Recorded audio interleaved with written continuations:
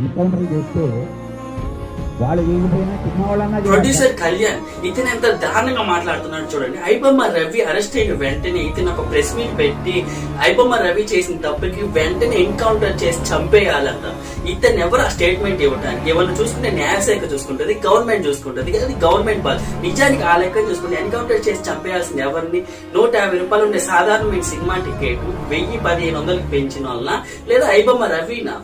సాధారణంగా 20 రూపాయలు ఉండే ఐమాక్స్ లో వాటర్ బాటిల్ ఇప్పుడు 170 రూపాయలకు పెంచిన వాళ్ళని ఎన్కౌంటర్ చేయాలి, ఐబొమ్మ రవిని ఎన్కౌంటర్ చేయాలి. సినిమా పేరుతో అక్రమంగా దోచుకుంటున్న వాళ్ళని నడి రోడ్లు ఎన్కౌంటర్ చేయాలా, లేదంటే ఐబొమ్మ రవి ప్రపంచంలోనే అతి డేంజరస్ మాఫియా అయిన డ్రగ్స్ మాఫియాలో దొరికిన సెలబ్రిటీసే ఎంతో మంది, ముందు వాళ్ళని ఎన్కౌంటర్ చేయాలా, లేదంటే ఐబొమ్మ రవినా?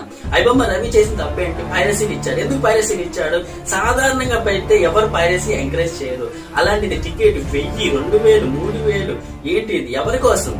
మిమ్మల్ని ఎవరు తీయమన్నాడు? 10,000 కోట్లు, 2,000 కోట్లు, 3,000 కోట్లు పెట్టా ఈ ప్రజలు మీరు రుద్దటానికా?